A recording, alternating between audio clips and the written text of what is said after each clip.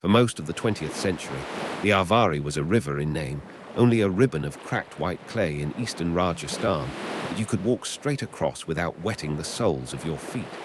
Today, that same riverbed carries water 12 months a year. Fish move in the shallows.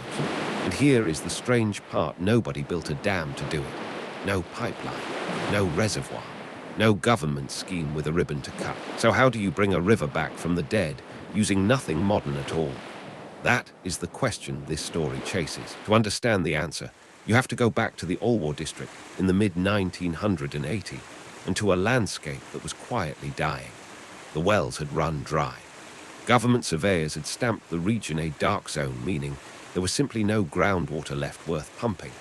Fields turned to dust, and the young men boarded buses to the cities, leaving the old and the thirsty behind. The official fix only made it worse. Deeper tube wells and bigger concrete dams chased the water table downward, pulling harder on a bucket that was already empty, and dropping the water further out of reach with every pump.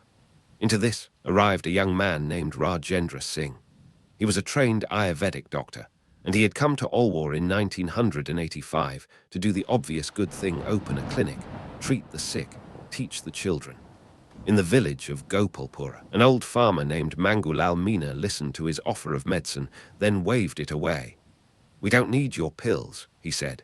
"We need water. Pick up a spade." What the old man taught him was not new.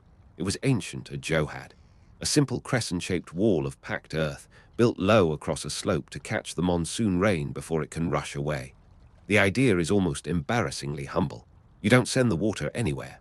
You just stop it and hold it and give it time to sink, recharging the aquifer underneath from above, one rainstorm at a time. So they dug. By hand, with spades and baskets and their own backs, the villagers of Gopalpura raised their first johad. The engineers who passed by laughed at the mud pond in the desert. Then the monsoon came, and the pond filled. And months later, deep into the dry season, something happened that stopped the laughing. A dead well far down the slope, quietly filled with water again. That was the spark. Village by village, with no blueprint and no budget, the idea spread on voluntary labor they call Shramdan, free work, given to the common good. Over the next 3 decades, the people of Alwar built more than 11,000 johads across 1,000+ villages, recharging the water table beneath nearly 1,000 square kilometers of what had been declared dead land. The rivers answered. Not just the Arvari, 5 of them: the Rupel, the Sarsa, the Bagani, the Jahajwali. The Arvari began to flow again seasonally, and then, by 1995, it flowed all year round for the first time in living memory. Here is the counterintuitive heart of it. The modern instinct was to chase water pumped deeper, pipe it further. The old wisdom did the opposite.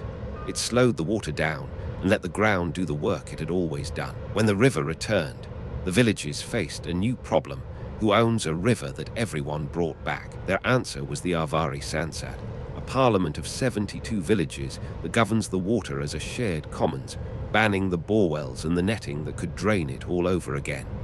None of it is magic, and none of it is finished. It is fragile, pressed by mining, by politics, by every dry year. It survives only because the maintenance never stops. But the principle traveled. The world took notice: the Magsaysay Award, the Stockholm Water Prize, the man they now call the Waterman of India. And the method has spread across Indian states because it needs no fortune and no ministry, only a slope, a spade, and a village that decides to begin. A dead river, brought back by hand, is not a fairy tale, it's a repeatable recipe. If you want the full breakdown of exactly how a johad works and where this is being copied next, the link in the description is where we go deeper.